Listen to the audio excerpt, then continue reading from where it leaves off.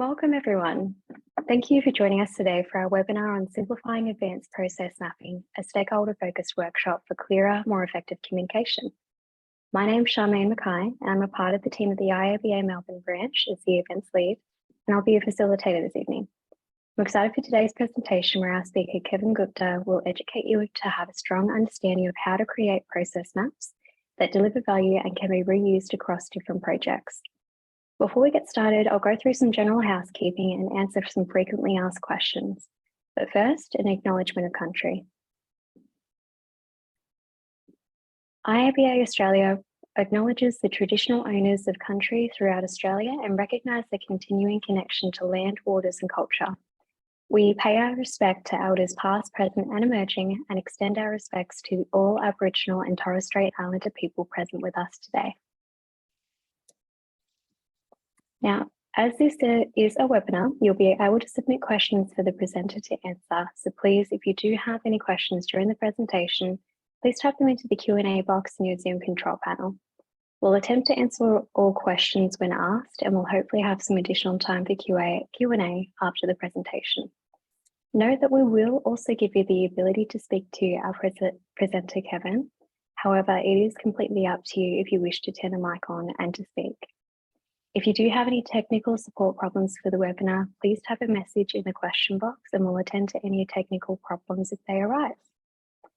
Also, just to let everyone know, the webinar is recorded and a copy will be emailed to you in the coming days.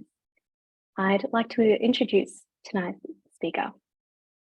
Kevin Gupta is a business analyst with a passion for value delivery. He's delivered major projects in various industries at operational, strategic and tactical levels. He now shares his expertise and passion by helping individuals certify in business analysis through the BA practice. With his extensive experience in the field, Kevin Gupta is dedicated to equipping others with the knowledge and skills necessary to excel in the world of business analysis. And Kevin is now going to join us to begin our stakeholder-focused workshop on simplifying advanced process mapping for clearer, more effective communication.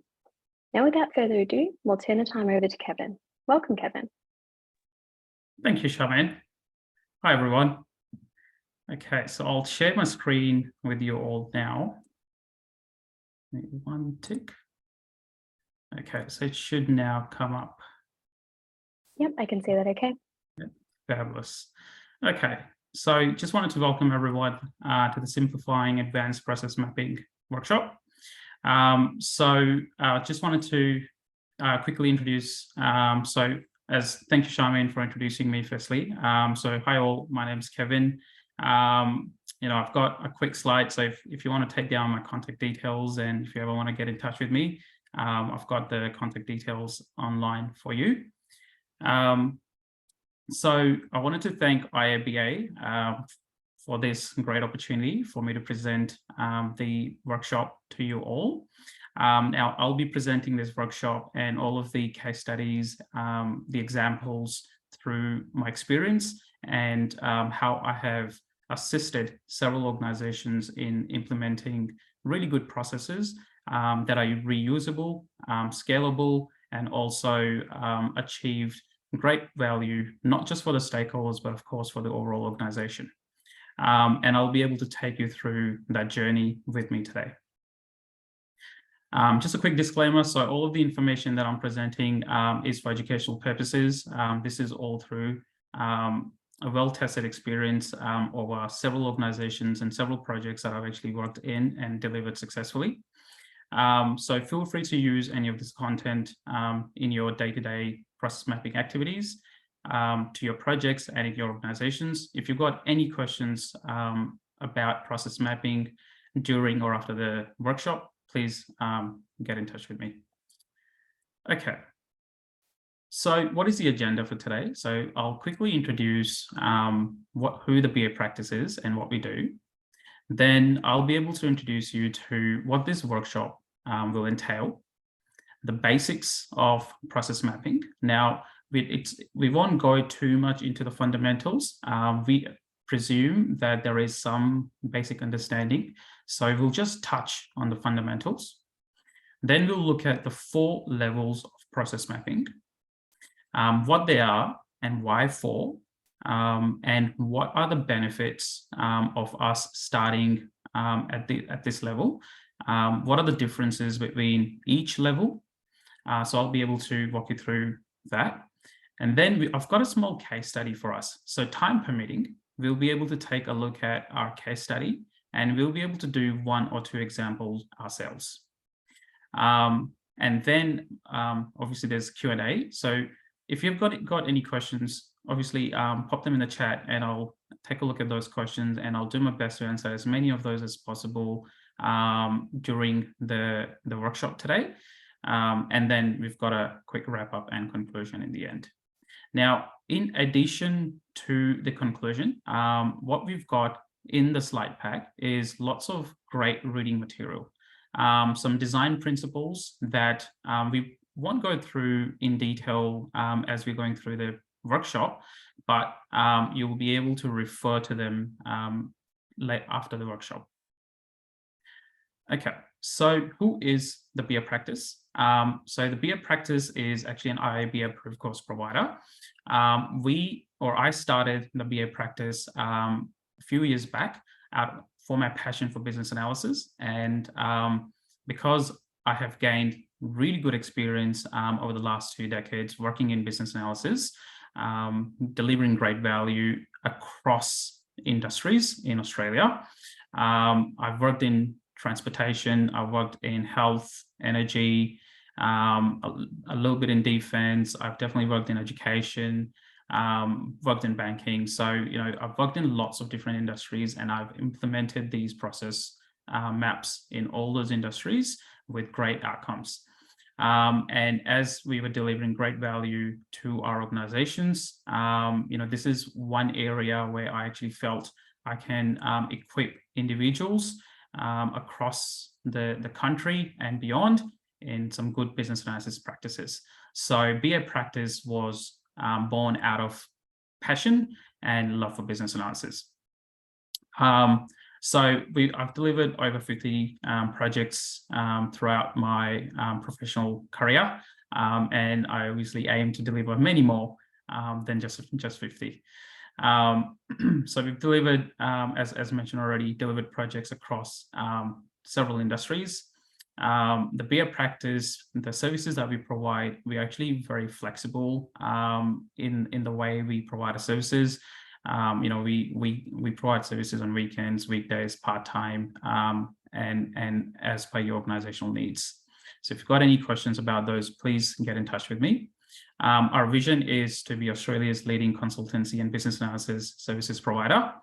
And for all our services, all our course services, we provide several guarantees, such as the price beat guarantee. We provide 100% success or refund guarantee, guarantee to run courses, and price protection guarantee. Now, we do public speaking, for example, what we're doing today.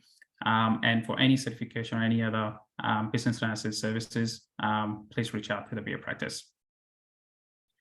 Okay, that's just a little bit about the BA Practice. Now let's get into the workshop itself. So in this workshop today, we are going to look at the significance of simplified process mapping. We'll look at what some of the bad process maps look like versus what some of the good process mapping techniques look like. We'll look at how we can streamline, how we can leverage good practices to streamline our business processes as well as technical processes, and how we can deliver the value back into the organization, and not just short-term value, but long-term value.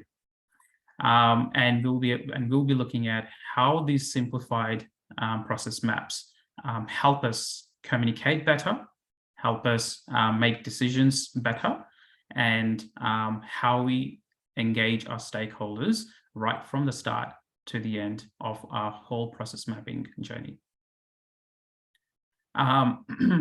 Just a quick scope. So what we're not going to be looking at is how we implement process maps in a automation tool or in a process mapping tool. This is simply about process mapping. We are not concentrating on the type of tool that we're going to be using or any other automation tools that you or your organization may already have. We are not going to be looking at how we actually implement this as part of the project management strategies or any other strategies in your organization. Again, the focus today is purely on the 4 levels of process mapping and how we simplify our process maps. Okay. So the importance of simplified process mapping. We'll be learning and we'll be understanding how we start right from level 0 all the way up until level 3. What is the difference between these levels? So that's one of the things that we'll take a look at shortly.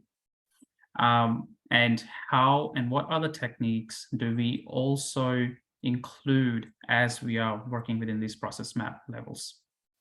And how at each level you can have additional side conversations internally with your stakeholders to get to a decision making a lot quicker and a lot faster. And how by having these levels, you can significantly reduce the time you spend in getting to a decision. So we'll take a look at those shortly as we, again, go into the 4 levels of process maps. Now, each level, especially when we get to level 2, we'll also take a look at how we make them scalable, how we reuse those process models, and how it gets used not just by your team, but by several other teams, even when you're probably not looking at them, because the way that we've actually come up or design your process maps are so useful that teams are actually sharing those process maps by themselves, because they themselves have found them so useful that they just pick them up and start sharing them, because the value and the information that those process maps entail.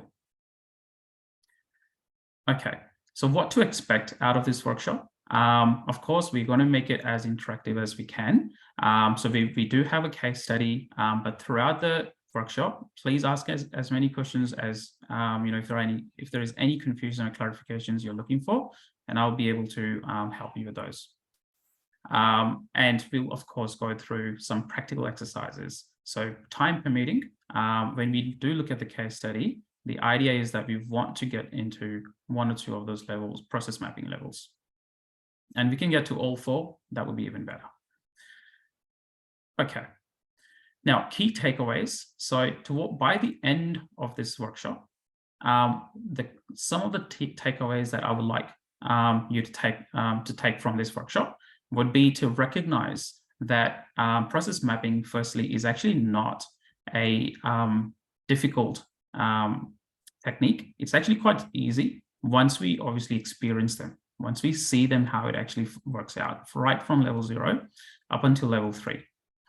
How we, in practice, how we streamline the processes, the design principles, the good and bad, and obviously the good practices. Now, there's a slight difference. We'll also go through them shortly. And then what you learn out of this workshop, you'll be able to apply, if not all of them, then you should be able to start applying those practices pretty much straight away in your organizations, and at least start to have those conversations in your organizations. Okay, do we have any questions at this point? Sorry, Kevin, there's just a couple of comments coming through, 2 actually, just saying the slides are not in sync. It seems to be okay for me. Charmaine, are you getting that problem as well?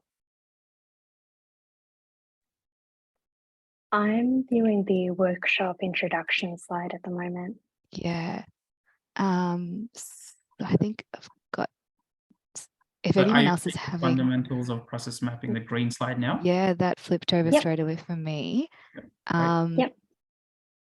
Is there, so there's 3 comments now. If anyone else is still having that issue, just pop your, just let us know in the Q&A functionality, and we'll just see. It seems to be okay for me, but if we're getting an overwhelming, okay, someone said that it's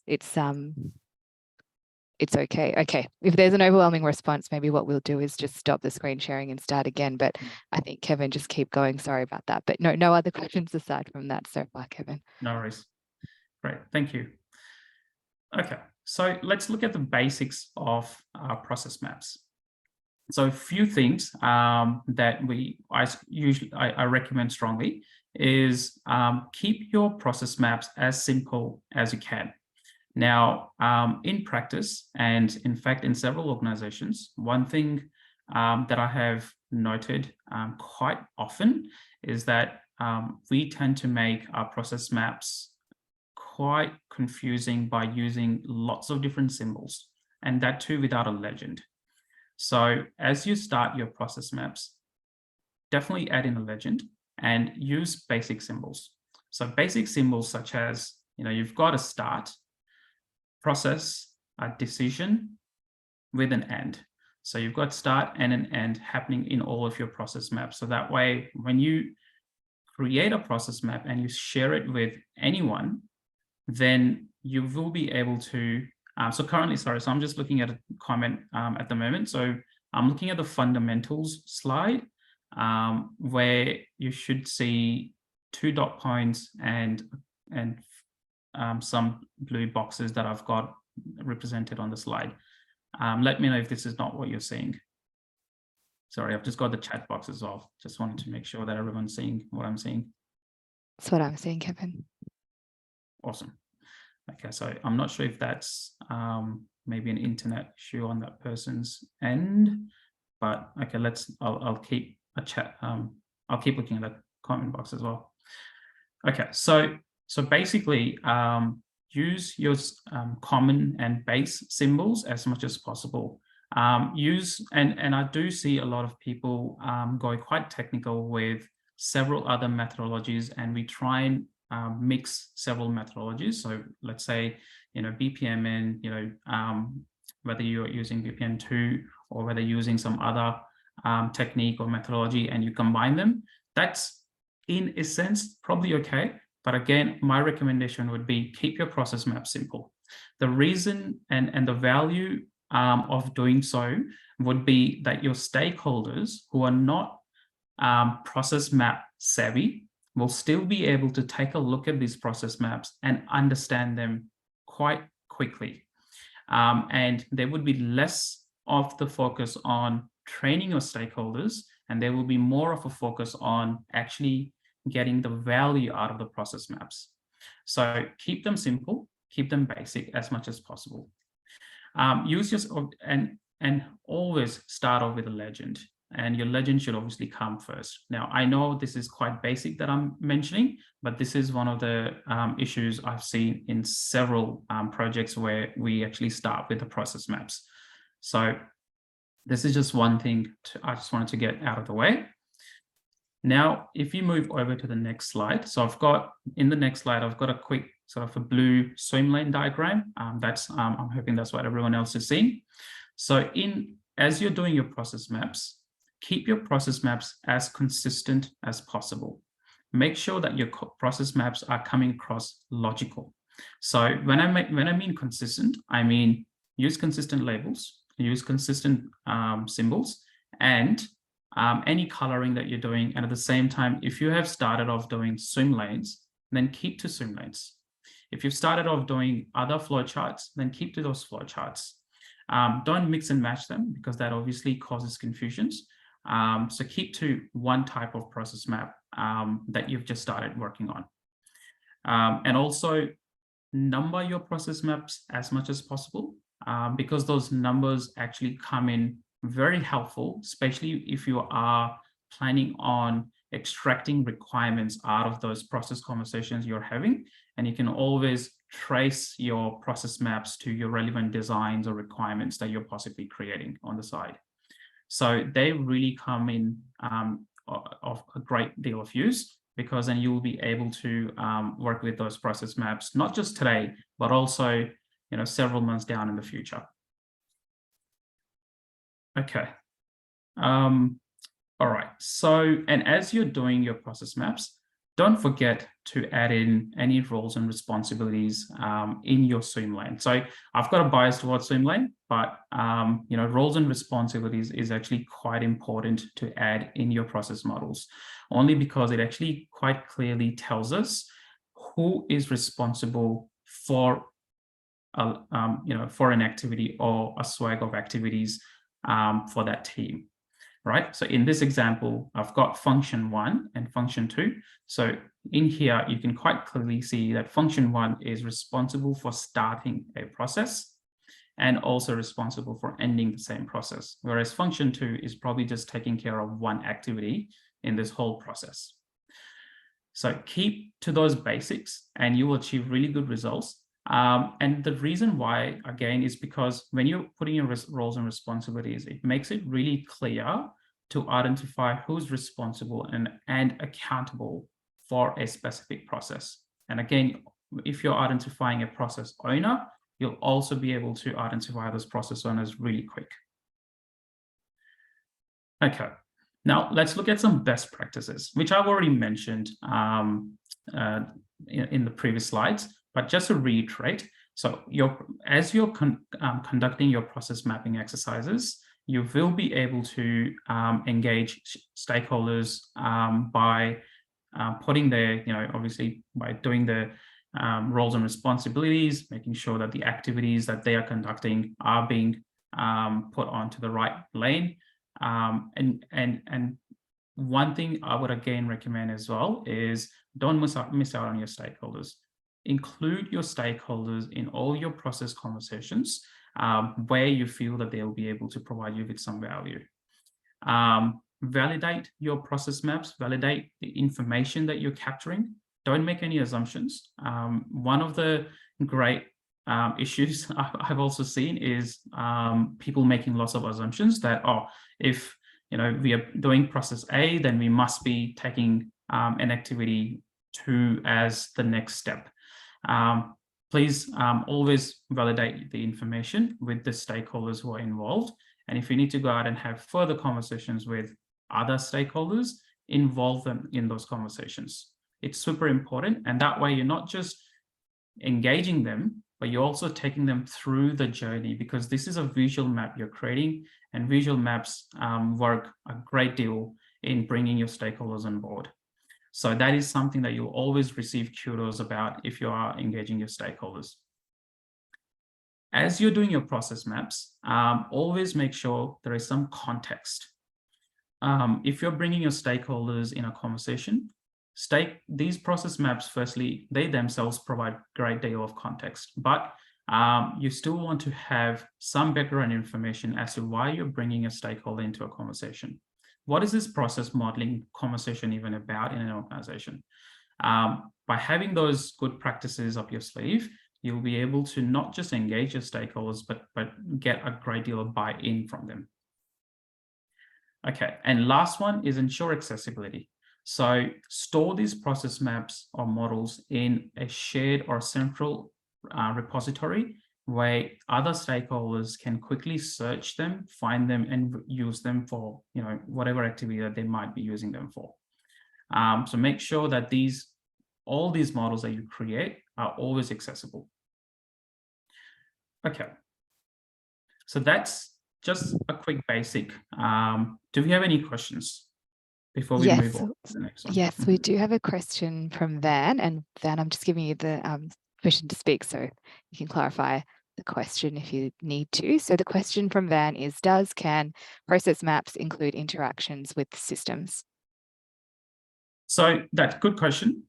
So when we get to level 2 of the process model, you can certainly include interactions with the system. Now, there is a catch to it though, and I'll be able to explain that further when we start to look at level 2 process model. But yes, you can definitely include some integrations or interactions with the systems. Yes.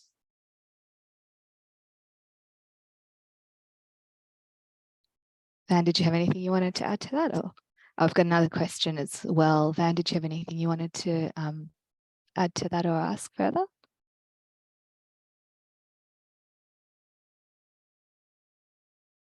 Can't hear you if you're speaking, Van. I can see that you've taken yourself off mute. Just type it in the question box, Van, if it is that we can't hear you. We do also have a question, Kevin, from Lisa.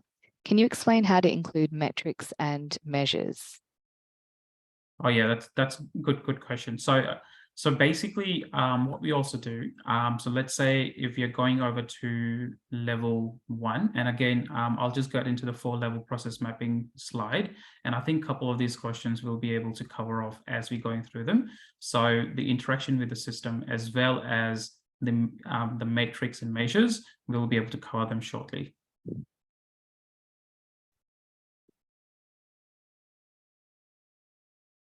And that's all we've got for questions at the moment, Kevin. No worries. So let me go over to the next slide, and in about 2 slides from now, we'll discuss some of the questions that the audience have asked. Okay, so what are the 4 levels of process maps? So one thing I just want to quickly show you what not to do. So these sort of process maps, unfortunately, are very common. And I'm certain that many of the people may have actually seen process maps like these. So these are what you want to avoid as much as possible. And there is a reason behind why you want to avoid such process maps. Number 1 is you unknowingly, sometimes we end up including not just one, but more than one processes or sub-processes in one diagram, which ends up confusing the stakeholder and also confusing the overall process or the overall context that we are actually trying to bring out of our actual goal, right? So the idea here is break your processes down and define your process model at each process and sub-process level. Now, how do we do those? So one thing that we recommend is firstly look at the 4 levels. Understand what is the organizational context, right? So at this organizational context, now if I put everyone in at least 2 scenarios, one is, there is a very large process uplift exercise currently, your executives may be planning on undertaking in your organization. So who would that impact? What departments, what teams are we going to be impacting, and who ends up taking ownership of that overall process uplift across the organization, right? So this is what your organizational context will quickly show. So it will show all of those departments that are going to be impacted, which departments may not be impacted, and who will be the owner of the overall value chain. So once you have that organizational context, it makes your conversation, you start to narrow down your conversation, because firstly, your conversation is very, very broad at the moment. We don't know whether it's literally every single department across the organization or whether it's 60% of your organization. So you want to have that really good understanding upfront.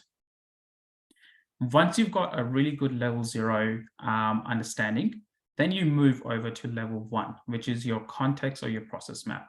So based on the narrowed down version of what your organizational context actually looks like, based on the value chain, you then look at the types of processes that you will need to analyze. Now, these are the processes that are worked on by your organization or all those departments that you've identified, and how those processes work with each other. Where are the dependencies? And where are any risks, if there are any? And how would they actually start just at the process level? How would they start and how would they end? So I've got a working example, which I'll show you shortly. Then the second level, and this is where we start to get into more details. So at level 2, your process model. This is where we now start to bring in our flow charts or swim lane. And this is where we start to now break down each of our processes into activities and also obviously the sub-processes. So this is how we get into the details. Up until level 0 and level 1, we're just slowly moving into the details. Now, it is possible that at times, at level 0, the moment you have defined an organizational context, you may want to stop and have a conversation with your executives or your group managers to identify whether you are the right owner for this complete value chain. So in a most recent example that my team's currently working in, we had a tool where people, and this tool had been implemented over 15 years ago in this organization, and there's been lots of updates in this tool. It's working great, but it's not working at an optimum level in comparison to some of the other tools that are in the market. So what we did is we ended up doing an organizational context just to understand which teams or departments are currently using that tool. And once we've identified it, we were then able to identify a most logical owner for that complete value chain. And when we identified that most logical owner, we were then able to have more detailed conversation with the logical owner and say, hey, look, for us to make any amends into this tool or replace it or make this really uplift it across the organization, it's going to require a significant amount of investment. And we need to now start preparing business cases in order to identify the right solution. Obviously, we want to go down the proper business case process. So this organizational context enabled us to have those conversations. Up until then, it was very difficult for us to even identify a logical owner at an organizational level. So this is where level 0 would come in really handy. Rather than spending literally months in trying to do your process model, at level 0, within 1 to 2 weeks, we identify that really quick. So there is a really good chance of, when you do organizational context, of you having additional conversations on the side that ends up saving your organization thousands of dollars, millions of dollars potentially. And then level 3, when we get to the last level, which is a one version down of your level 2, this is where you start to get in really a lot of detail, where you're actually putting in your procedural information, possibly your task, your day-to-day work, set instructions, possible guides. So this is where you get into that level of detail.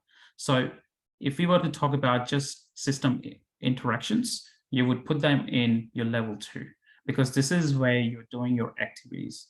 And as you're doing your activities, you then display, or you then demonstrate in your process model what interactions with what system you may have. Now, this does not become a very technical process model unless this is what your intent is. But usually speaking, you would have your business process, your activities, your possible tasks, and then interactions with the system, and that's probably it. But you don't want to add in every single thing about a system in this process model, again, unless that's your intention. But if that is your intention, I would highly recommend that you keep your flows as simple and logical as possible, and not overcomplicated. So look at the target audience that you have. Okay, and now in terms of metrics and measures, so we'll look at them in the next 1 to 2 slides. Okay, so when you go at this 4-level process mapping, what you're demonstrating as an analyst, and the reason why I use the word analyst is because you could be a BA, you could be a process analyst, you could even be a project manager who's actually possibly playing multiple roles. Or you could be a process enthusiast who's actually trying out your process analysis skills in that organization. So whatever role you might be playing, if you take this approach, what you're basically demonstrating is your comprehensive understanding of your processes within your organization. You are improving the visibility and clarity of the process, again, within the organization or your project, depending on the situation. You are improving the communication between the teams. You'll very quickly identify that in some cases, now it may not happen in all of the organizations, however, in some cases, you'll identify if there is a communication gap. You'll be able to solve that really quick, identify it and solve it really quick by going through this level of process mapping as well. You'll identify inefficiencies and bottlenecks really quick, and then you'll be able to make your processes more consistent and standardize them. Okay, and one more thing that you could use these 4-level process mapping is when you're training or onboarding new staff members in your team. So these process maps will come in super useful because it will be a great prompt of what training requirements there may be for the new person. So this will add in lots of great value, not just to you, but obviously to your project and your organizational role. Okay, so what does level 0 organizational context map actually looks like? So I'll just move over to the next slide. So this is a possible what you could draw in your organization. So in this example, I have a value chain. So value chain here is there is an integrated training and performance management possible improvement required in our current ERP, or if you're implementing a new ERP in our organization. So I've made that as is / future, but depending on the system, of course, it would usually be just either or. So it's either an as is or a future. So you can do your organizational context in both situations. So in this case, I've got BA practice. So we've got 3 departments. Again, in this organizational context, we've got more departments. However, in this context, it's these 3 departments who are impacted. So I've got all of those teams laid out quite well around who are the ones actually impacted. Now, the idea here is not to create an organizational chart. That's not the idea. The idea is for that value chain, who is it that's impacted and who should I go to for a logical value chain owner? And in this case, now we know that human resources is taking most ownership of this process. Therefore, the likelihood of human resources executive or GM being a logical order may be high. However, you can have those conversations. At least you can commence those conversations internally and identify the owner. Once you've got your organizational context better down, then now you know which teams you can now reach out to discuss your processes. So you don't have to go around the various organizations, have conversations about who should I reach out to. By doing this, you now already know who you need to reach out to. Okay, once that level 0 is done, then let's say you're now been given the green light to go over to your level 1. Now your level 1 would be bring those, have those conversations with your stakeholders and start to define your key processes. So the idea is in these key processes, I've got, let's say, training needs analysis in one key process. Then I've got 2.0 training needs and planning is your second key process. I've got some sub-processes defined in here, and the idea is not to define all of the sub-processes. The recommendation is you define the sub-processes that may influence or that may change the course of your overall processes. So in this case, we know that the overall course of my processes in here may change depending on 1.1 versus 1.2, because the work that these people will perform will differ significantly based on, again, the sub-process that we have selected. Now, in these processes, you can demonstrate. Now, at this stage, you can do a high-level demonstration of where the KPI actually really is. Now, the idea is that we're not defining the overall KPI process.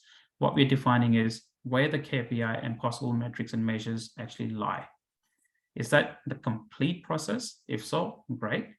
But if it's just one process, let's say 1.0, your training needs and analysis got to be done, your KPI is 10 days. So you do a quick marker on top saying, hey, this is where our KPI is. We want to make sure that we are actually aligning to our KPIs as much as possible and achieving those goals. And then you move forward. So you do a quick demonstration on your process map.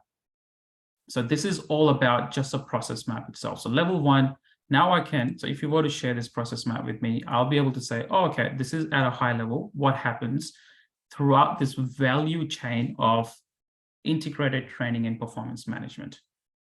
These are all of the processes involved. And you may notice I've actually numbered these processes as well.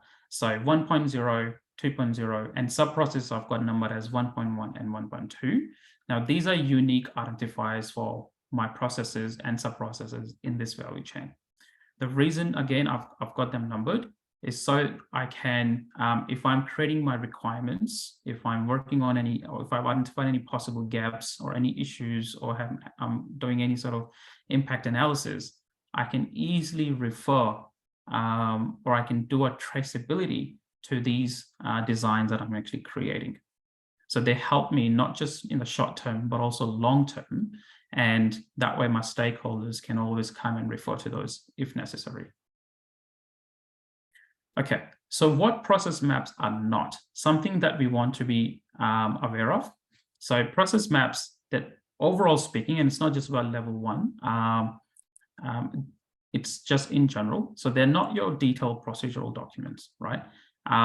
They help us visualize what the process maps or the process overall looks like, but they're not your procedural end-to-end, everything that happens in an organization type document. They're not requirements. They pave a way, they pave a path for us to get to the requirements, but they're not requirements themselves. They help us get to the requirements. Your process maps usually are not static or fixed. So that's something to also be aware of. Your process maps do change over time as the business processes are changing in your organization. So as you're identifying process owners, it is also our responsibility to work with our process owners to update these process maps or models as there are any changes identified. So that way we are updating them often. Okay, so what do level 2 process models look like? So from the context model now, what we have done is we're going to take 1.0 in this example, and now we're going to take 1.1 because that's the most logical next step. So 1.1 is what we are now breaking down further. So 1.1 is your sub-process. And in that sub-process, what are the activities and who are my role actors involved? So this is where we now bring up our actual flowchart or swim lane, depending on your preference. If you ask me, I will usually recommend swim lanes. I've got a bias towards swim lane only because in here, it's got quite a clear information laid out for me, because I know an employee in this case starts this process and they do an activity, which then goes over to the next function, which is a HR function, and then they do an activity, and then they proceed with their activities until there is a trigger for the third function to now step in. So it tells me clearly who's involved, when they're involved, and what activity they are going to be performing, and at which step will they stop coming or performing any sort of activities throughout this end-to-end journey. So in this assess employee training needs, these are all of the high-level steps that occur in this organization. And HR, we've got 3 departments. So within the HR division, we've got 3 teams, and all of those 3 teams are involved. As we identified, I'll just go back 2 slides, as we identified in our organizational context. Okay. So, and in here, I've got a start and I've got an end. So we know where the process is actually starting versus where is it ending. Now, in your process models, you could have one end or you could have more than one end. However, there's always one start. So someone is starting a process, but they can end it if there is nothing more to do, or if there is a next step, because there is a continuation of this sub-process into possibly a next process, as we identified in our level 1, which is up here. So training needs and analysis will need to go into training needs planning. So how does it go into training needs planning? Well, it goes into training needs planning by HR acquisition team doing something, HR talent acquisition doing something, and then HR learning and development then taking the final step before sending it over to the next process, which is training needs analysis. So that's how we know how various processes talk to each other and how they integrate really well into each other. So that's how the various teams are working together, right? That's how the wheels are actually moving in your organization. So that's your level 2 process model. And then level 3, which is a lot more detailed. Now, before I move on to level 3, one more thing I want to mention at level 2, some side conversations you could have would be to work on state diagrams. So, if you've got system interactions happening, that's actually a really good input into you then working over your state diagrams on the side. Obviously, we don't want to bring all of that information into your process model, otherwise it gets very confusing.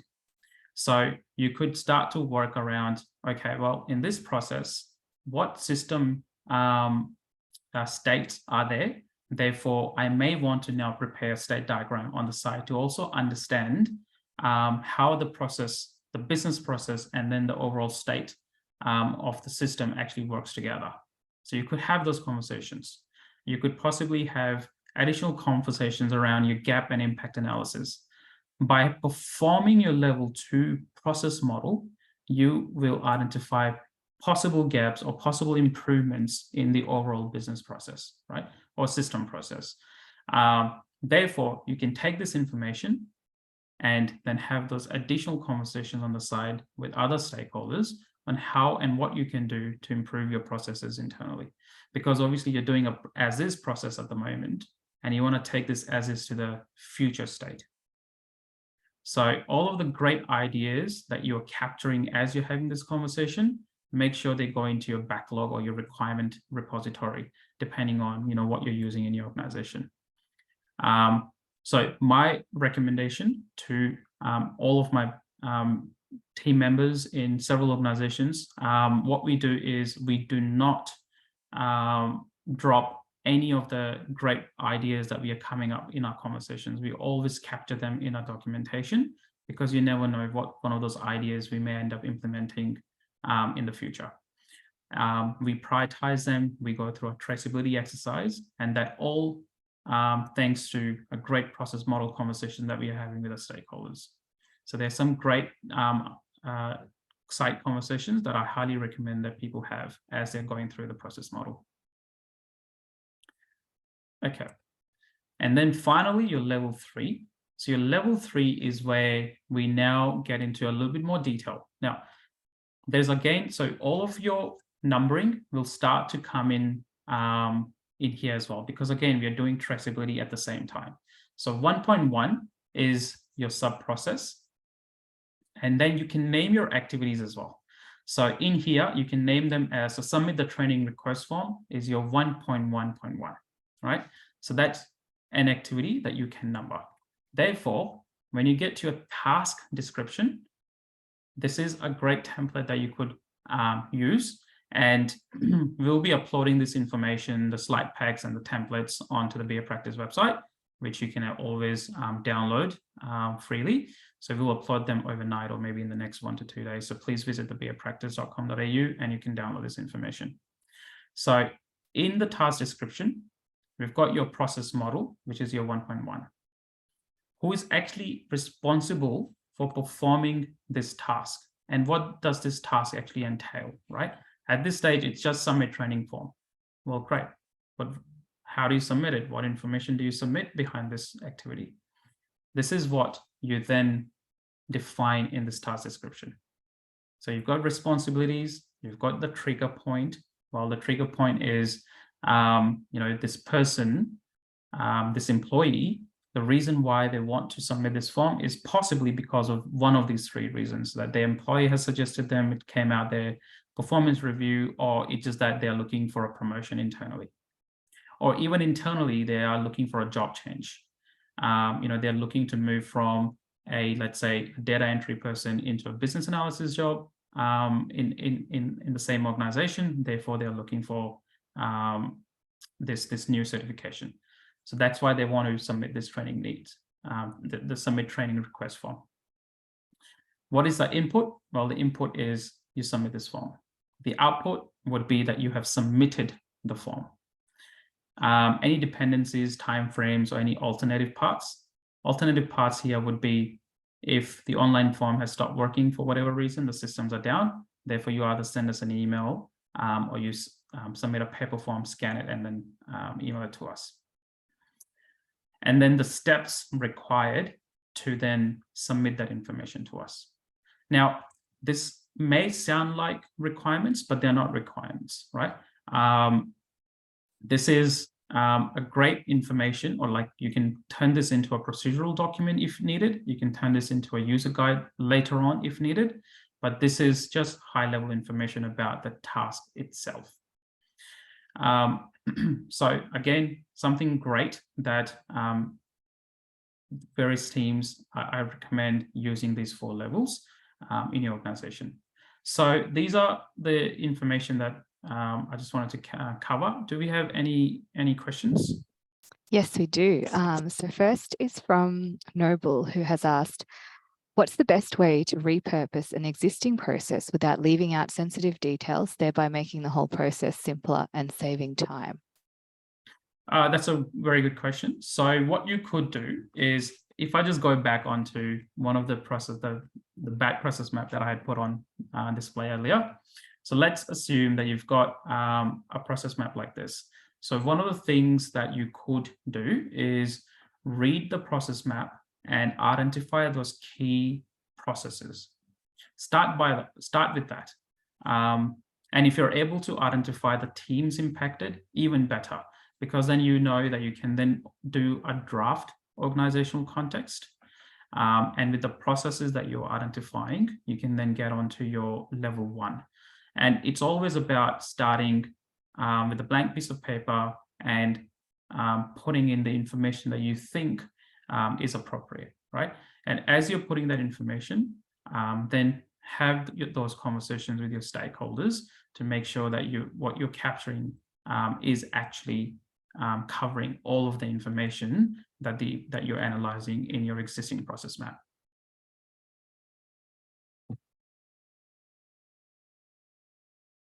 Okay.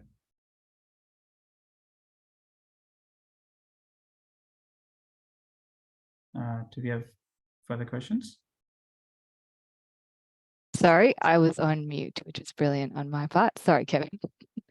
We've also got a question from Anastasia, and I apologize if I didn't say your name correctly. The question is, can level 1 be identified as functional flow diagram and level 2 as a cross-functional flow chart? Yeah, you could. Usually you would have it at a process level, but I mean, look, at a functional and like your multifunctional would definitely go into your level 2, but at your level 1, the idea here is not to get into the roles and responsibilities. The idea here is that we want to identify the processes, because that's the idea. In that value chain that you've identified, you want to note down your processes and how they interact with each other. Not about the teams, but about the process, how they are interacting with each other, which process is a dependency of another, and how they move from one process to the last process in that value chain. So you're going to have those boundaries, but not make it to team specific or a function specific.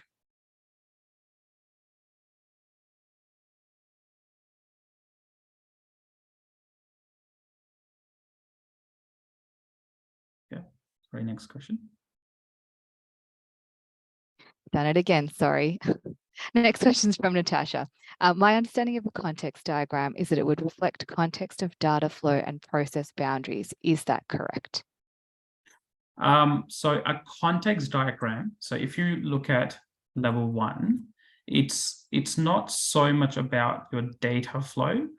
If you're looking to put in your data flow information, that you're possibly looking at like a data flow diagram, a DFD. Whereas from a process perspective, at this stage, at least at a context level, it's again about processes. It's putting the big picture onto a well-contained one-pager, possibly a one-pager document, where all you're looking to understand is what is involved from the time I start my value chain up until the end I finish my value chain, which is obviously the list of processes, the key processes needed to deliver that value chain.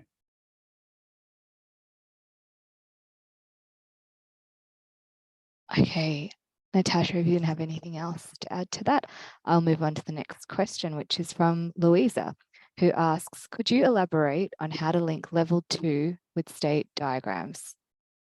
Oh, yes, sure. So with level 2, so as you're identifying several systems, or a system, let's say in this case, how you could link them is as you're working on your several sub-processes, right? You'll identify that a team may not start their activity until a status is changed in the system. Like in this case, what we are doing is we are implementing an ERP, right? So when several teams are using the same system, they may have statuses that's stopping them. So for example, if you're applying for a loan application, your loan application will not start until you have submitted your form.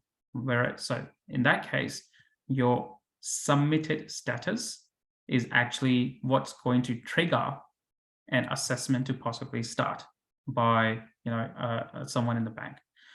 Now, when they have started assessing your application, they may decide to now change the status from submitted to now in progress. And the moment it's in progress, you know that it's possibly with the assessment team. When the assessment team has assessed that information, they may actually send it to maybe, there may be another team called the credit check team. To us as a customer, it's still looking like it's an assessment, but behind the scenes, the departments, or there are several departments. So it's now gone to a credit check team. And then the credit check team is doing something. But in the system, you may now have another status called credit check review. So that's how you may link your process model with a state diagram, because your team 1 will not start working until team 2 will not start working until team 1 has finished their activities. So that's how you can then link the two diagrams.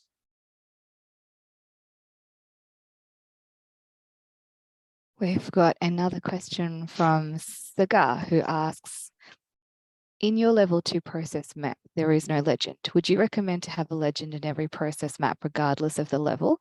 Also, any best practice recommendation on location of the legend?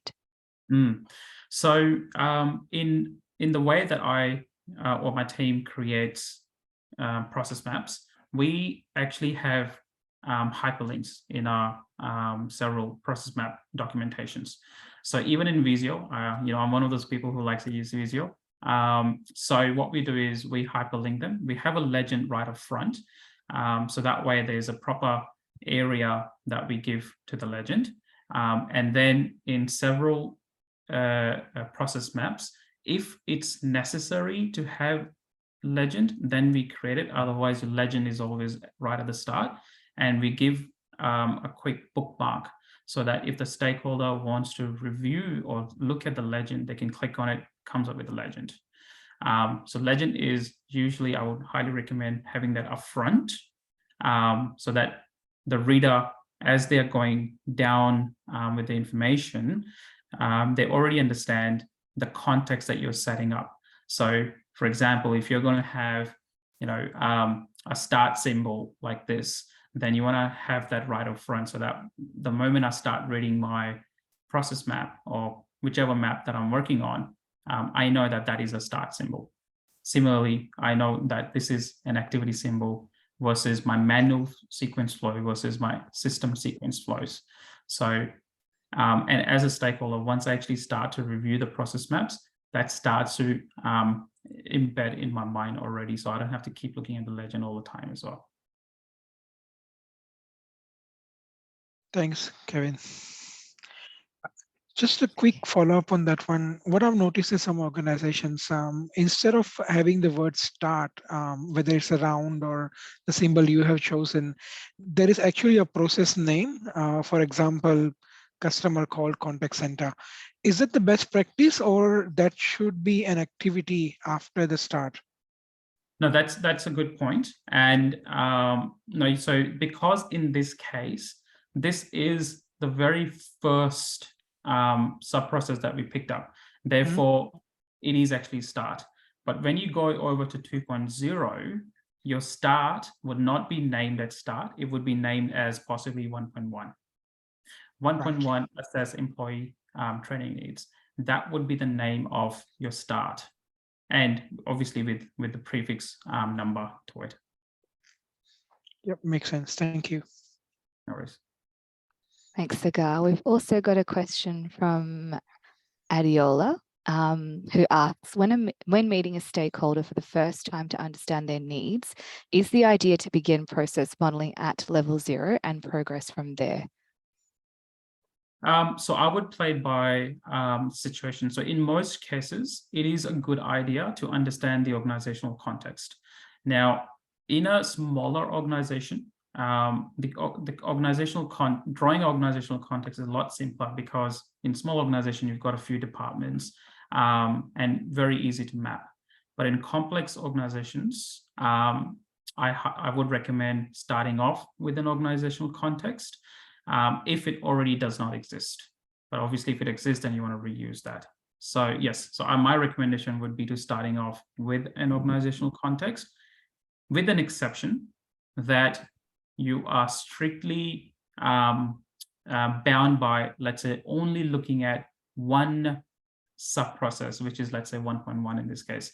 That's probably an exception. Otherwise, you can start, you would start with the organizational context. Okay, thanks, Kevin. We've got a couple more questions. So the next is from Savitha, who asks, level 3 task description looks similar to use case scenario. Can you please explain? Yeah, so and that's true. It does look very similar to your use cases. So you can turn that into a use case. However, it's slightly so we want to keep this at the task level. But yeah, so look, use case or task description, in this case, you can use them interchangeably. But of course, this is not a use case diagram. Thanks, Kevin. Thank you so much. Thanks, Savitha. We've got a question from Ruvini next. How would you indicate a scheduled job that runs on a daily basis or on a scheduled time in a process flow diagram? And we've got Pascal, who's responded, say that would suggest to use a start event with a calendar icon and explain the trigger. Yeah, so anything that you've got a schedule. So if I go back onto level 2, and let's say if there is a schedule on your process map, then yes, having a calendar icon is great, because then that actually tells us that, hey, there is actually a schedule on this. And then you can, but it's very important when there is a schedule to also demonstrate in your process map what's the trigger for that schedule to start. And what happens if, let's say, that trigger is not triggered, then what can go wrong in your schedule? Because this is a actual use case that that my team several years back came across. And look, I will not name that organization, but what occurred was the initial team who had implemented the system in that organization, they had built in lots of batch processes. So they were all running at specific schedules. Now, what they failed to demonstrate in their process map, and then therefore in their requirements clearly, is what occurs if the trigger is not triggered. for that schedule to run. So for example, there were some dependencies. So for schedule 2 to run, there was a schedule 1 that was set up. And then for the schedule 1 to run, there was a trigger. And the trigger was that at the end of each day, the staff member must switch the light, the server lights on in order for the schedule process to then commence automatically. And then what started to occur was there were 1 or 2 times in a row when the staff member actually didn't do that.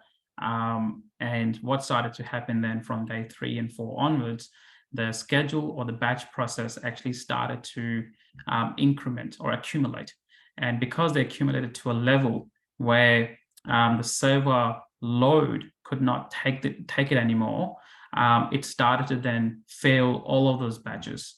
And by the time the technical team or even the business team had actually realized that it was causing such an issue, it was actually quite late.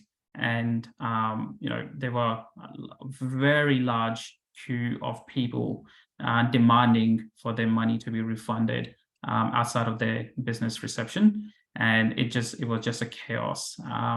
And so in the process maps, we highly recommend adding your triggers and any decision points that your system or your business needs to make in order for the schedules to occur successfully.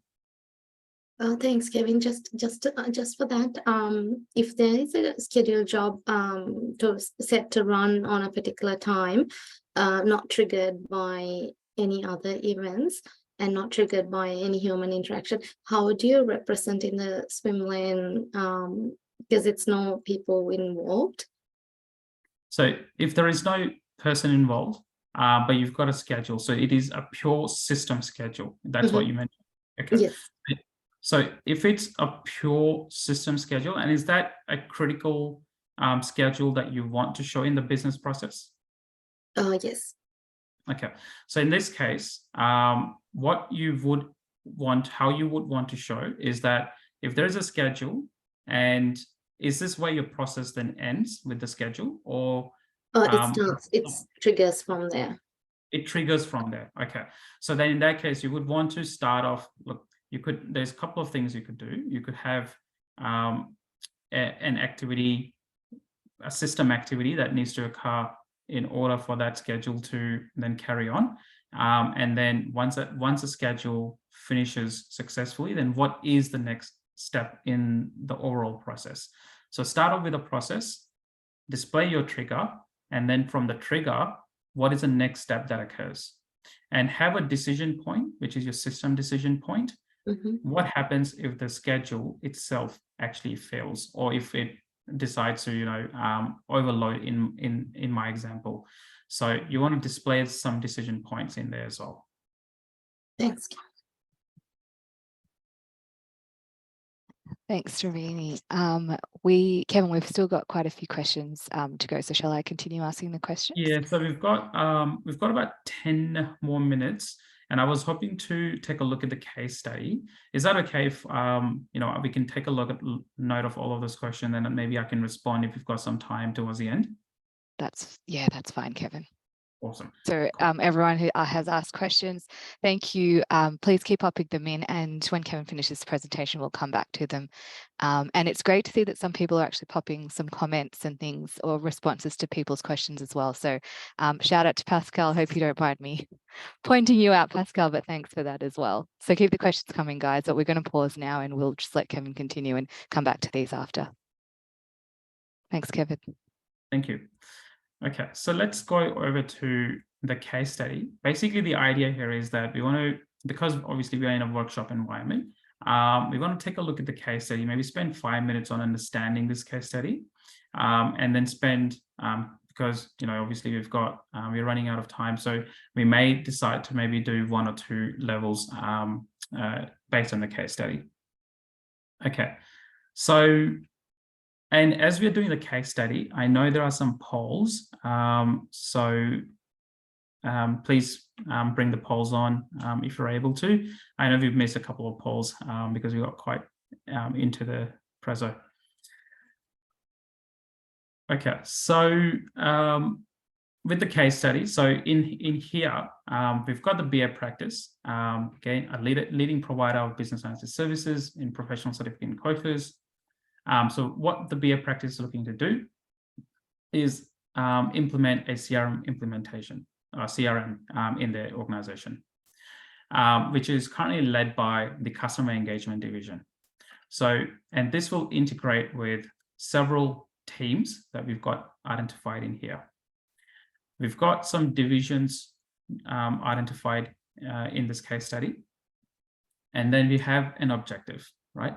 So the objective is to, of course, analyze and map the current major processes.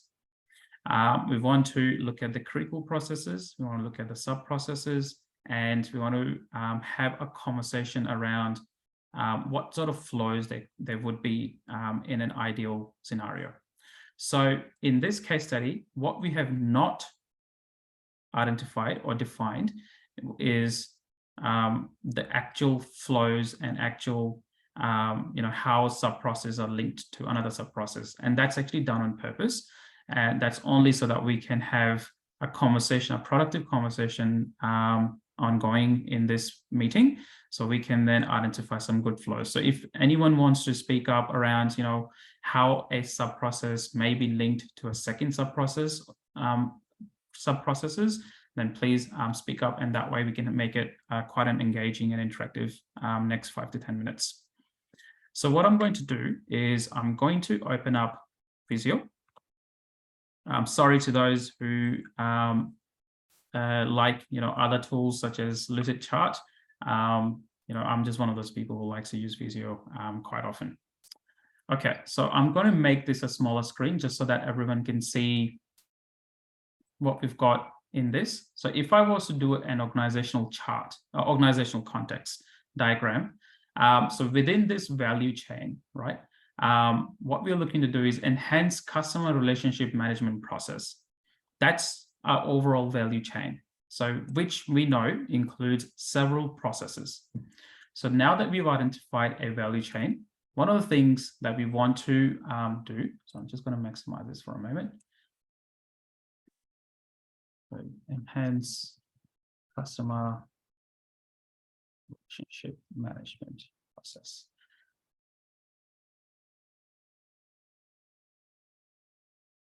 Okay, so that's your value chain. Let's make this big so we can all see. Okay. And in here, so let's go in here, more basic flowchart shapes. And I'll use a box, which some people may know of it as a process box or an activity box. And I'll put in the organization, which is in this case, the BA practice.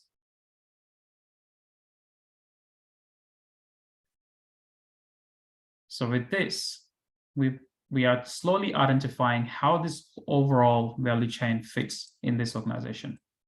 So we know we've got several divisions here. We've got 5 divisions that we've marked, but in this case, the divisions that are actually going to be impacted are your supply chain, learning and development, course development, and course delivery teams, led by your customer engagement division, right? So if I now look at this, because we're not defining the organizational chart, we're not going to be including marketing division in here. Because again, no point in including them at this stage. Supply chain, because supply chain is mentioned in the case study, we know that operations team is impacted.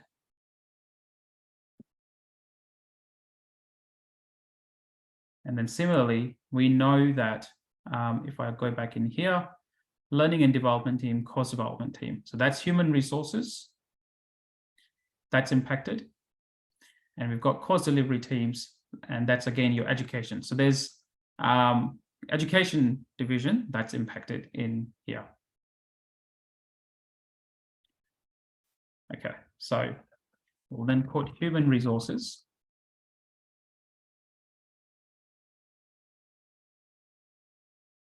And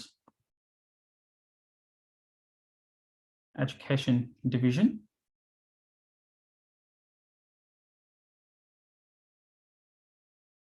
So what we do now is take the actual team. So within operations, we mentioned supply chain. So supply chain is impacted.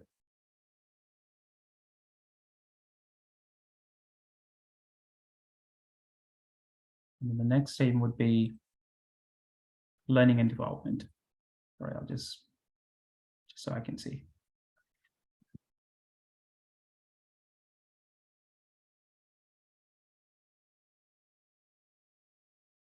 I'll just quickly do the diagram and I'll make this full screen. For Steph. So it's not always going to be as easy as looking at a case study in an organization, of course, to identify the teams. What will happen in realistic scenarios is you've been given a value chain, right? So in this case, we've been given a value chain.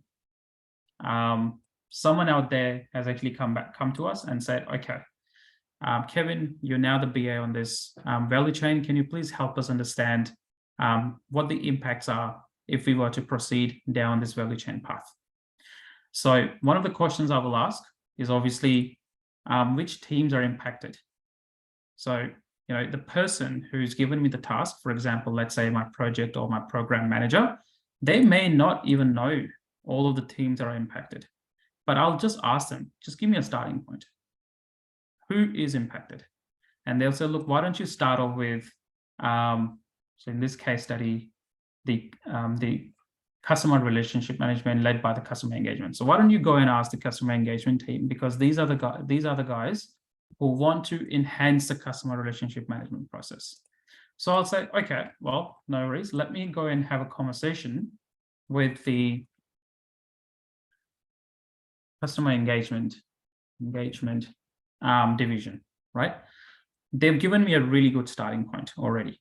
Again, they may not know any of this for now. So I'll just put this on the side. My first step here would be to reach out to these guys and have a conversation, have a quick conversation around, hey, who else do you think would now be impacted? Even if they vaguely say operations, I'll have a chat with ops team. Hey, we're working on this enhancement customer relationship management process. The idea is to, of course, take a look at the processes and what this whole value chain, in fact, encapsulates. Just getting that initial understanding. My operations division person may say, oh, yep, we do some work in this area. Definitely include us in this process, because, you know, even if I don't want to be included, the idea here is that the moment you start making any changes, it will impact me. So please make sure that you have a conversation with me, right? It does happen in several organizations where some divisions may not want to be impacted because of the uplift, but they will identify themselves because they are going to be impacted, and it's in their best interest to be identified. And if you're asking the right questions with, to whoever you're having conversations with internally, you'll be able to identify those teams pretty quick, or those divisions quite quick. And then similarly with human resources and education. Now, sometimes as you're having conversations and as you're explaining to them why this value chain, because the customer engagement team, it's being led by them, they will know why they want to make this change across this organization.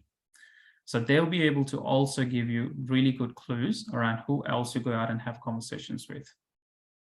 And as you start to have those conversations with different divisions, you'll then start to identify the right teams in those divisions. And as you're identifying teams in those divisions, and you're explaining the context and what is it that you're actually leading in the organization, they'll then start to have conversations with you. At this stage, you started off with maybe a program manager, or maybe, let's say, a customer engagement manager. They've given you this activity. You then have conversations with other managers, and then their operations manager may ask you to go and have a chat with their leadership team. So their leadership team might be, someone, a supply chain manager, and then human resources, learning and development manager, And then similarly, your course development manager and course delivery manager in the education divisions. So you've started top-bottom process. So you've identified all of these managers and you're now identifying the impact. At this stage, what you're looking for is helping them understand what the impact could be. And also, as you're having those conversations with them, it's also you understanding what the impact on the overall value chain would be, because of so many teams actually involved. So you start to assess that already by looking at this. And then you do your visual cues. So you can add in some creative visuals on this process map, such as what we've got in up here, sorry, just to save some time.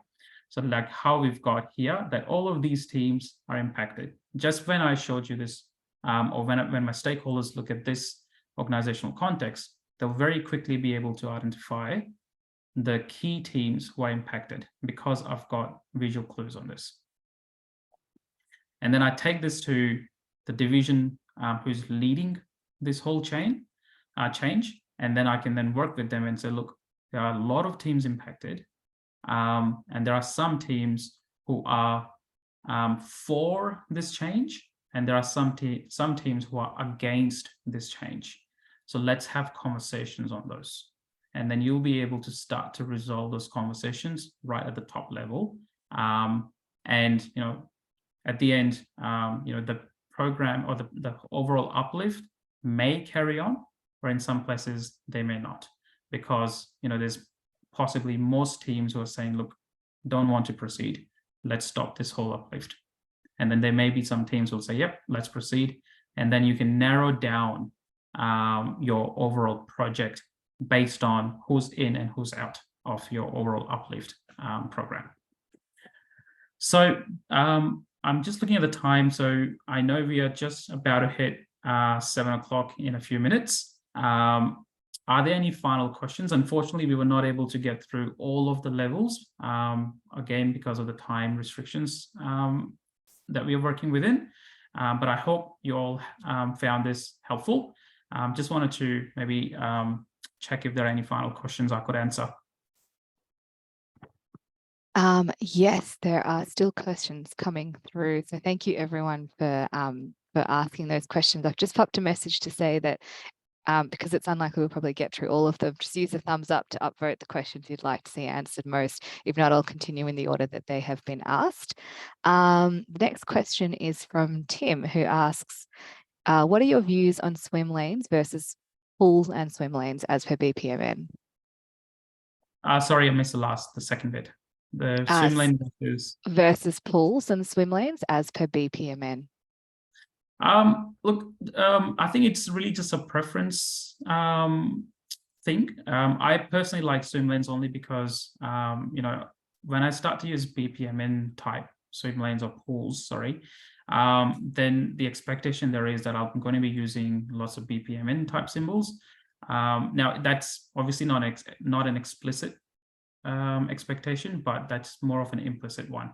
So it really comes down to preferences, and my preference is usually just a basic swim lane with basic symbols to start off with, until and unless my situation is where I need to use more technical symbols in my processes. Thanks.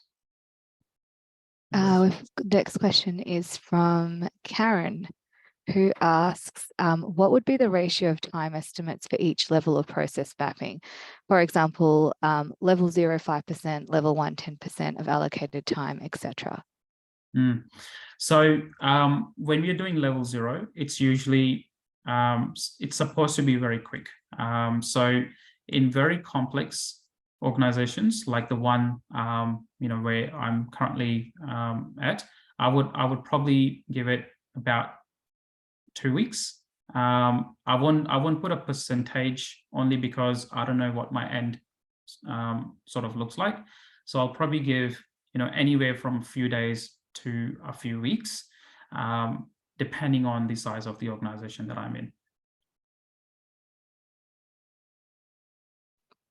Okay, we've also got a question from Naz. What process mapping notation do you like using yourself and recommend?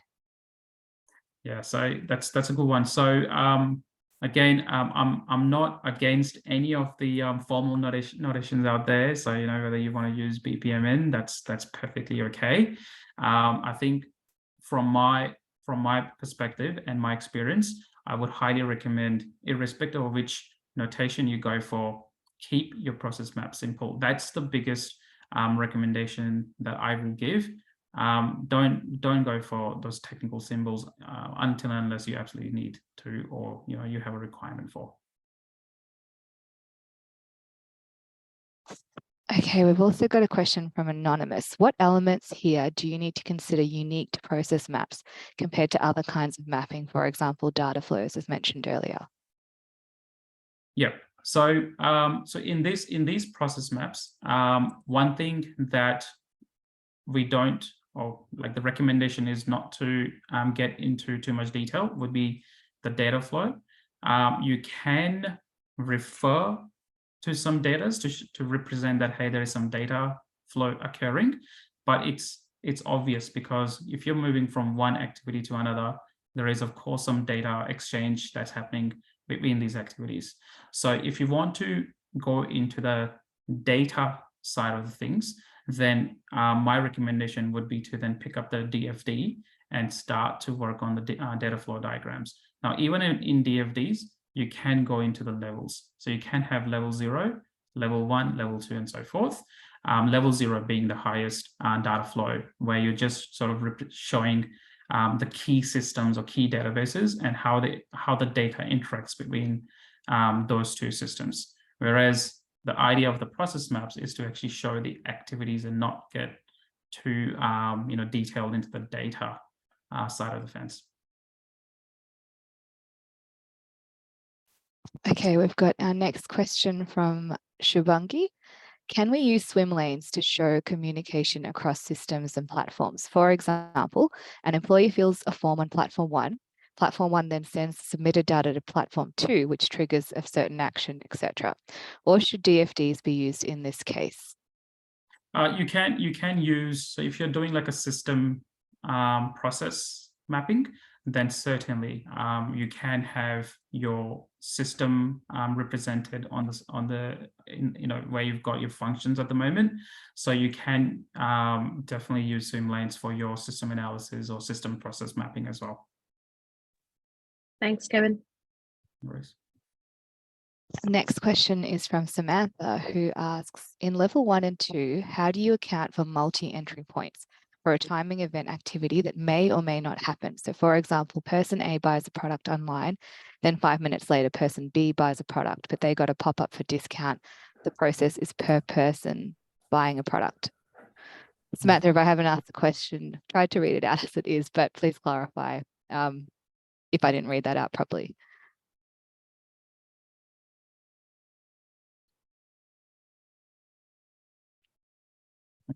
It seems okay. So it seems you've read it out correctly. So I'll just I'll answer that. So basically, when you're doing your processes, right? So if I just look at, let's say, in this case, your level 2 1.1 trading needs analysis that we're doing. So in here, similar thing could occur. So you've got an employee who's initiating a process, and then you might have actually there's a difference between obviously the customer buying a tool or a product. So in those cases, what you could do is in your process, now again, if this is a conversation that you'll have with your stakeholders around, if you're buying a product as a customer, and the moment you click on, let's say, buy, right, does it go and stay in your cart for X minutes? If that is the case, and if that is there is only one in stock, then of course this product may then disappear from your customer 2's view, or a message may display to the customer 2 saying the customer that the product is no more available in stock. That's because behind the scenes that the customer 1 has now got that in their cart, and that last item in stock will now remain available to this customer 1 for up to X minutes. And if they don't purchase it, then that will then become available to another customer. I hope I understood the question correctly as well. I know I've answered it.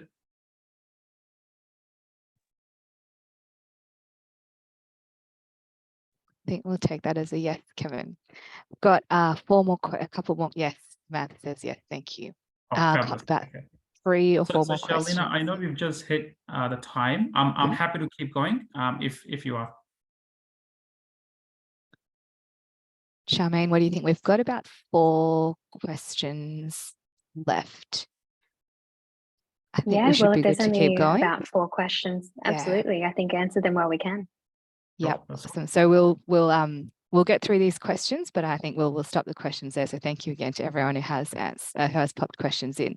Our next question is from Viveki. Sometimes there is an expansion of processes, applications, new roles, and not much is known or decided in advance. It means that the process models may need to change multiple times at all levels. How do you handle that? And that's one of those things that do occur at in various organizations. But the beauty of us going at this level, like level 0 to level 3, you'll actually identify these issues upfront. You'll identify that there's lots of changes occurring. So it's not just going to be an overnight change.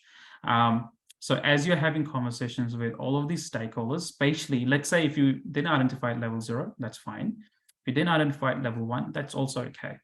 But at level 2, if you didn't identify those first 2 levels, you should be able to identify this level, because this is where you've got the most number of stakeholders involved and the most number of stakeholders you're having conversations with.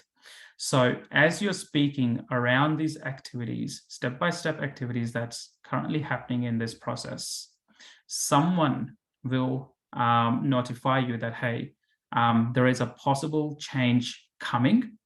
Now, it may be 2 weeks down the track, it may be 1 month down the track, but there is a possible change coming. Therefore, look out for that change.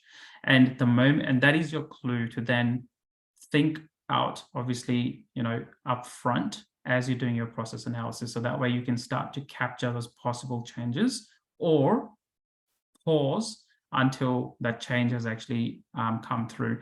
If this is obviously happening in parallel and you're not part of that change, right? But if the change has occurred after you've done your level 2, then there's no problems, because you can come back to your level 2 and make updates as you should anyways whenever there's a new change in an organization.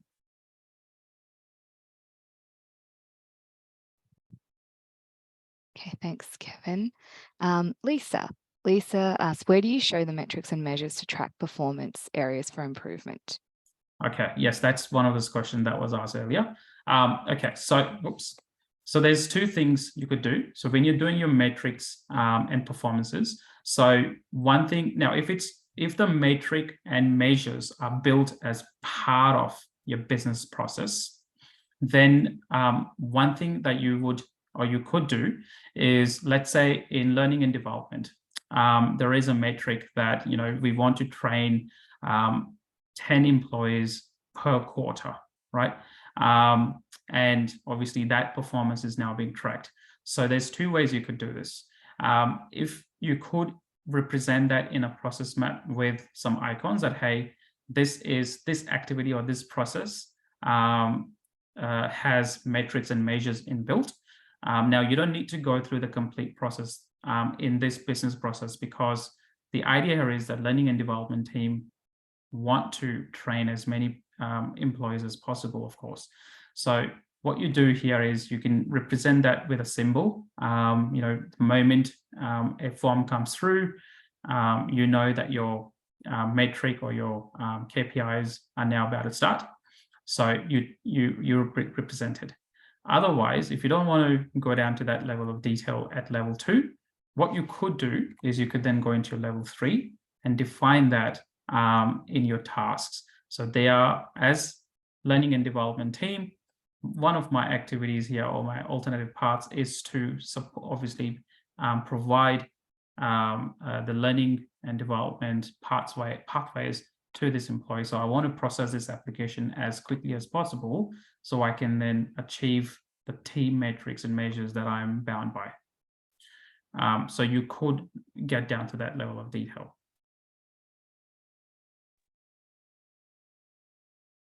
Lisa, did you have anything further you wanted to ask or add to that?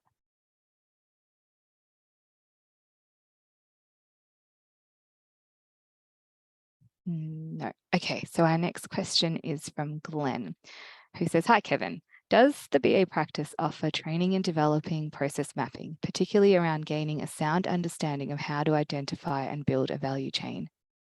Absolutely. So we do. So that comes through our tutoring sessions that we run.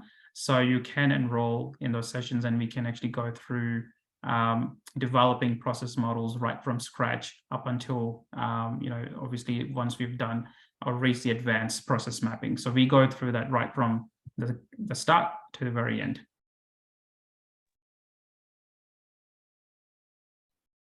Thanks, Kevin. And last but not least, we have a question from Andy, who asks, when numbering your steps, how do you deal with inserting and subsequent new steps? So for example, a new step is discovered that should be between 2 and 3. I'm sorry, please say that again. So when numbering your steps, how would you deal with inserting a subsequent new step? So for example, a step is discovered that should be between steps number 2 and 3. Oh yeah. So what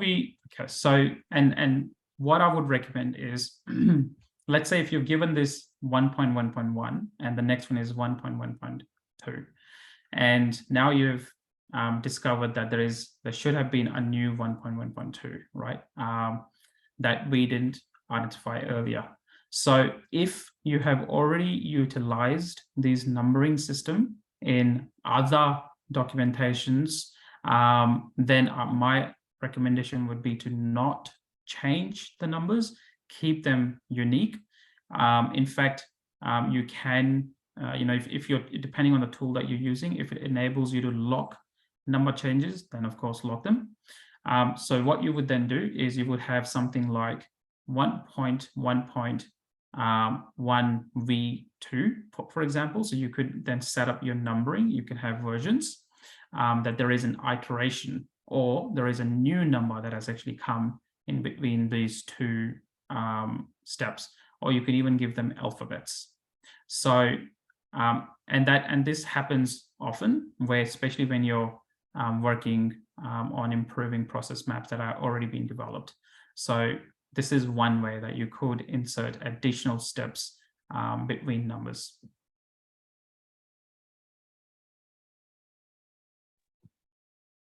Thanks, Kevin. We've actually got one last question. Is that okay? Yeah, sure. This is from Anonymous. What is the silver lining between process maps and state diagrams?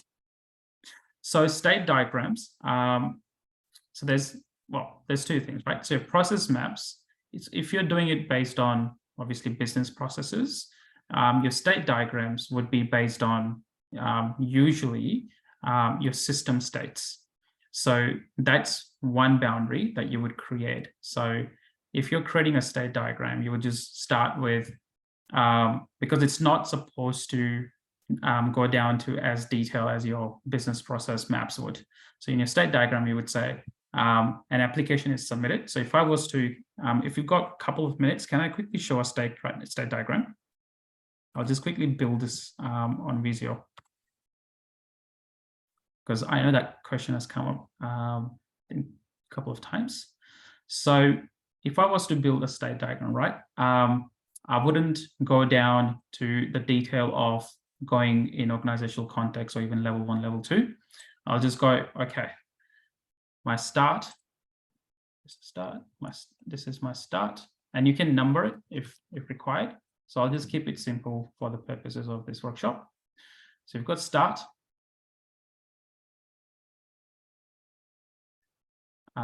And I've got a little bit of a thing around clear arrows. Okay.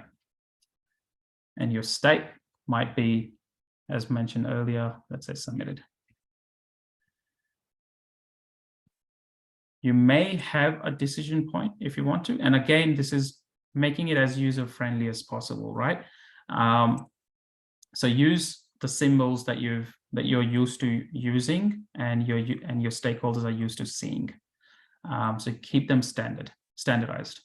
Now, what you could do is you could do a submitted. So let's say, actually, before even submitted, let's go into in progress. So you go into in progress. Now, this is a very simple state diagram. In a more complex environment, we'll go in a lot more complexities around who is seeing these states. So you could do them customer focused. Let's say this is what they see if they were to log in on the website, right? So this is submitted. They go into in progress. Do I need more info? If there is more information required, then it goes into submitted. And if there is no more information required, then it goes into, let's say, rejected. You could have another decision point if you like, but again, just for simplicity, I'll just say assessed, right? Definitely say give these flows. So this is what the customers may see if they log into the website, because you don't want the customers to be seeing every single detail. Whereas in your state, so this is a simple state diagram that you would have. So I hope you're seeing the difference between the state versus your process map. And then this is, let's say, backend. So backend might be whichever organization you want to focus this on. So you've got a start, but for them, it is not just in progress that they see. For them, it might be in credit check review, and of course have some decision points just to make more sense of these. And one thing that I would always recommend is make sure that your arrows are nice and straight and they're not overlapping. But because we're obviously doing this very quick, my arrows may overlap, so apologies for that. Okay, so successful, if so, great. If not, then it might go into rejected. So this is a backend state diagram that you may create. Now, if your front end and back end both are same, then you don't need to worry about so much into creating two separate ones. So you could do rejected. And then I know there may be more statuses, but again, just for clarifications, let's say accepted, rejected, or accepted. So that's your start to end. And what I would recommend is on the customer one or the customer focused ones, have some pointers in terms of what statuses can they change versus what statuses can they not change. For example, the moment they've submitted that status, this one becomes a read only for them because it is now with the organization and we are now assessing it. Therefore, as a customer, you will see as your application is progressing. Now, this is, take a look at any smart website that you go onto where you've submitted an application, and you can see how your application moves from one status to another, and then so forth. This is what happens behind the scenes. This is how your state diagrams are implemented in there, where you've got, it goes into submitted. They can always, if they want to, move it out of there into in draft. As long as the status or the person has not, so you can, I'll just keep more info. As long as they have not picked it up. If the internal staff has picked it up, then I'm sorry, you can't move it to the draft. Otherwise, you could choose to also just completely cancel it. So you can choose to cancel this. And if it's cancelled, then you know that it's an end. So this is, now again, I know this is very, very quick. I've just done just for an explanation purposes.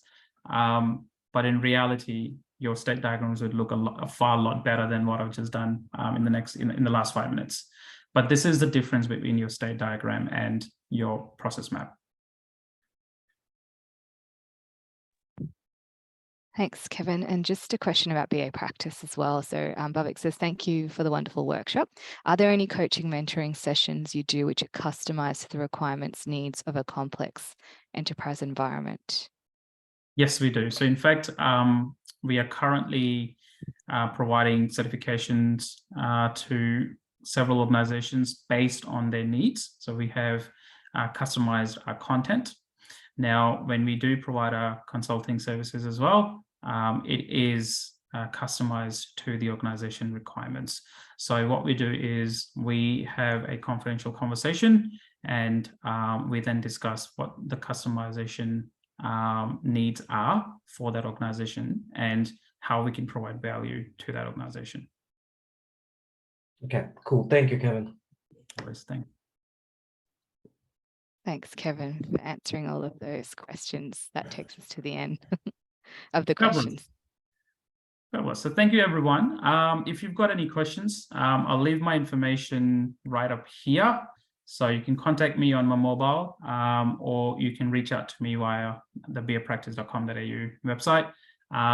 I've got the LinkedIn and the other social media presence as well. So yes, please reach out to me for any questions. Awesome. Thanks, Kevin. I'll take over and share my screen if that's okay. Sure. Thank you.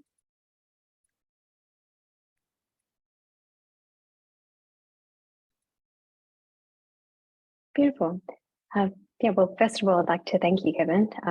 That was such an interesting presentation, and you clearly defined all the different levels, or well, most of the different levels of process mapping, as well as sharing examples and explaining each of the levels in great detail. So I really appreciate you being here.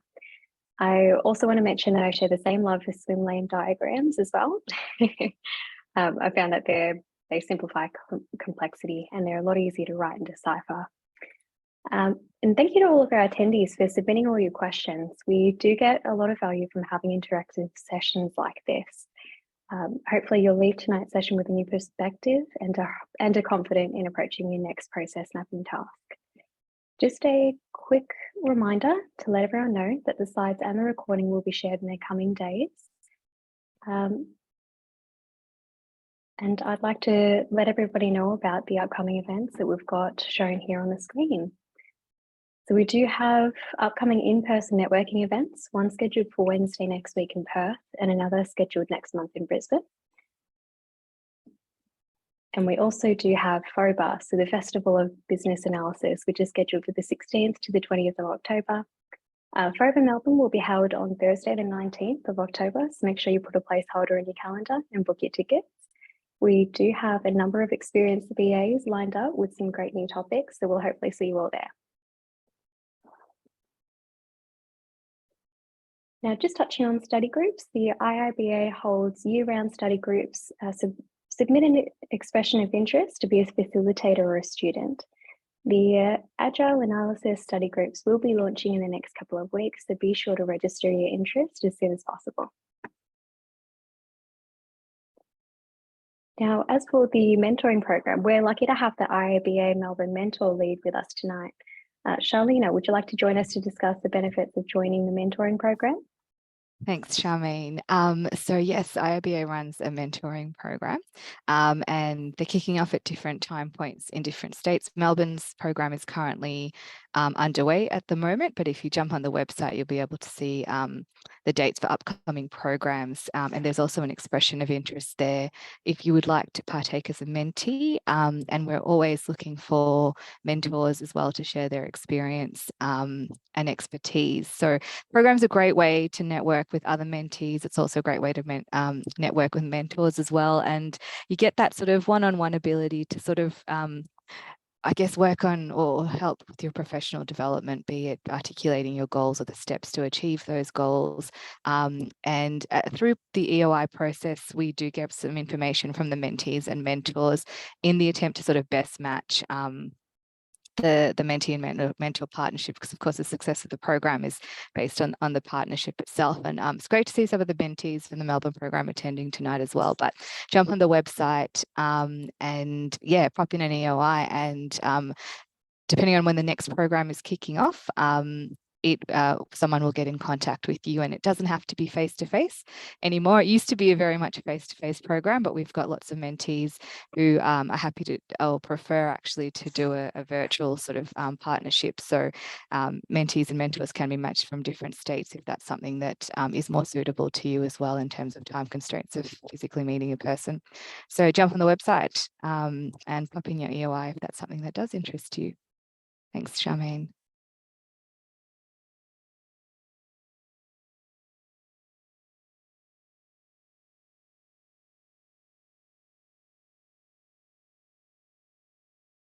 Charmaine, you're on mute. Oh, I'm sorry. Thank you. The 2023 awards program is open for nominations. So they're currently open for the listed awards on your screen. If any individuals or practices do spring to mind, ensure that you nominate them before the 17th of July, as that's when submissions close. Now, we do have a number of streams that are volunteer run for the IIBA, and that's from study groups, mentor programs, and of course events. We are currently recruiting volunteers to join our events team and also our other streams as well, of course. But you can be a part of creating events and learn directly from the greatest minds, just like Kevin, from our BA community. Or you can be a volunteer to be a speaker for a future event as well. I'd like to acknowledge a couple of our IIBA volunteers who helped organise this event. Chaturaka for his assistance on technical support. You've done a really great job this evening. And also to Charlena, who not only is a mentoring lead, but is heavily involved in preparing and running all of our IIBA Melbourne events. And she's done a wonderful job with managing all of your questions this evening as well. So thank you, Charlena. And of course, thank you to our speaker, Kevin. Now, we actually had over 200 registrations for this evening's event, which is absolutely fantastic. So thank you very much, Kevin, for the opportunity to have you to talk on such an interesting and popular topic. And yeah, if you are interested in becoming a volunteer, visit the link on the screen to register your interest, or feel free to reach out to either myself or Charlena directly on LinkedIn on volunteering opportunities. Kevin, was there anything else that you wanted to cover before we wrap up? Yes, so thank you. Just wanted to thank everyone for joining and for your time. If you are interested in getting your hands on the slide pack for today's presentation, Charmaine, just confirming, would you, I'm happy to send that to all of the participants. Please let me know. Otherwise, you can download this presentation from the bapractice.com.au website. So that will now become live at some time tomorrow. Perfect. Well, we will be sending out the slides as well as the recording over the next couple of days. Our marketing department will send that out to the email addresses that you guys registered with originally, but do definitely feel free to check out the post on the BA Practices website as well, if you want to get your hands on it sooner rather than later. Yeah, well, I hope that everybody enjoyed the session. We appreciate you all being here tonight, and you are all eligible for 1 CDU for your attendance for tonight's webinar. So please keep your thank you for attending this webinar email in your records as proof that you attended. And thanks again for joining, and thanks, Kevin, for being here. And we'll see you next time. Thanks all.